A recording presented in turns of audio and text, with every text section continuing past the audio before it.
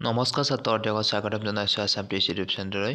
মই আজি তোমালোকৰ মাজলৈ লৈ আহিছোঁ ক্লাছ 5ৰ অসমীয়াৰ লেচন 6ৰ কুৱেশ্যন এনচাৰখিনি। সকলোৱে ভালদৰে শুনি যাব আৰু যদি মোৰ চেনেলটো ছাবস্ক্ৰাইব কৰি ৰাখিব যাতে আগলৈ এনেকুৱা ভিডিঅ' পাই থাকে আৰু সকলোৱে মিলি চেনেলটো অতি সোনকালে 1K ছাবস্ক্ৰাইব কৰিব বুলি আশা কৰিলোঁ। আৰু মই তোমালোকৰ কাৰণে বহুতখিনি কষ্ট কৰোঁ, তাৰ বিনিময়ত তোমালোকে মোক এটা ছাবস্ক্ৰাইব দিবলৈ টান পোৱা, তোমালোকে মোক এটা ছাবস্ক্ৰাইব দিব বুলি আশা কৰিলোঁ।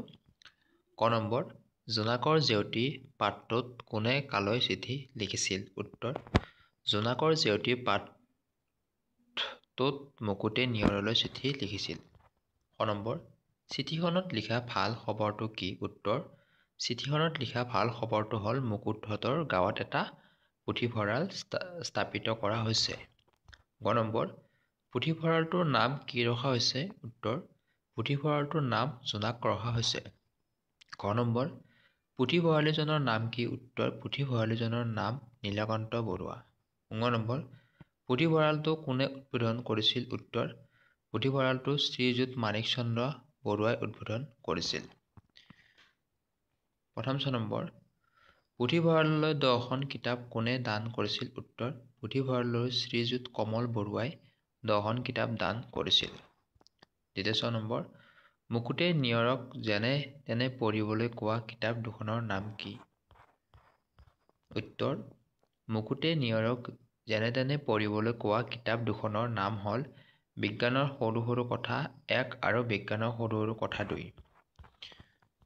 জ নম্বৰ, প্ৰাচীন ভাৰতৰ বিখ্যাত পুথিভঁৰালটোৰ নাম থকা বিশ্ববিদ্যালয়খনৰ নাম কি? উত্তৰ, প্ৰাচীন ভাৰতৰ বিখ্যাত পুথিভঁৰালটোৰ থকা বিশ্ববিদ্যালয়খনৰ নাম হ'ল নালন্দা বিশ্ববিদ্যালয়।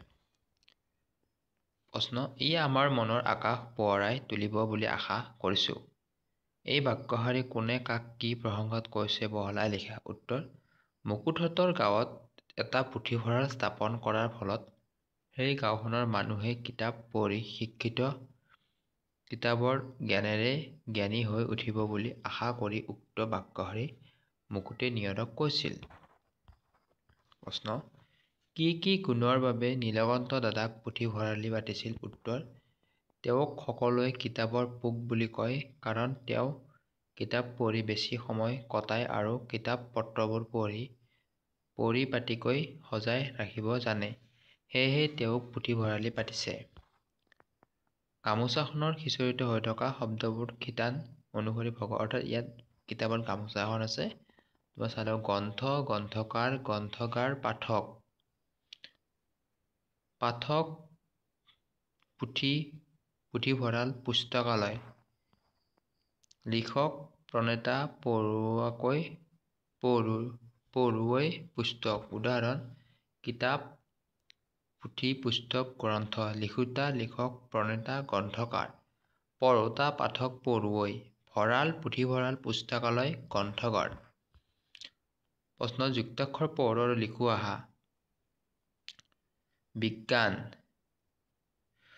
জ যোগ ন্য যোগ জয় জন জ। দ্ৰুত, দ যোগ ৰ যোগ হস্ৰ উ, দৈৰত দ্ৰু, তাত উকাৰ দ্ৰু।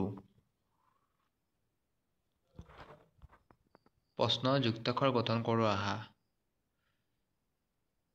জ যোগ জ, জয় জয় জয় জয় জ। দ যোগ ৰ যোগ হস্ৰ উ, দয় ৰয় দ্ৰ, তাত উকাৰে দ্ৰুত, অৰ্থাৎ তাত উকাৰে দ্ৰুত হ'ব। প্ৰশ্ন, তলৰ বাক্যকেইটা প্ৰশ্নবোধক বাক্যলৈ নিয়া। ক, বিদ্যালয়ত হৰিৰ উপস্থিতিত নিয়মীয়া। উত্তৰ, বিদ্যালয়ত হৰিৰ উপস্থিতিত নিয়মীয়া নে? খ নম্বৰ, গছজোপাত লমালমে আম লাগিছে। উত্তৰ, গছজোপাত লমালমে আম লাগিছেনে? ক নম্বৰ, বেবীয়ে পঢ়িবলৈ ভাল পায়। উত্তৰ, বেবীয়ে পঢ়িবলৈ ভাল পায়নে? ক নম্বৰ, ৰিজু গৰম বন্ধত ঘৰলৈ আহিব। উত্তৰ, ৰিজু ঘৰলৈ কেতিয়া আহিব? দলগত আলোচনা কৰি শব্দবোৰৰ বিপৰীত অৰ্থ বুজোৱা শব্দ লিখা।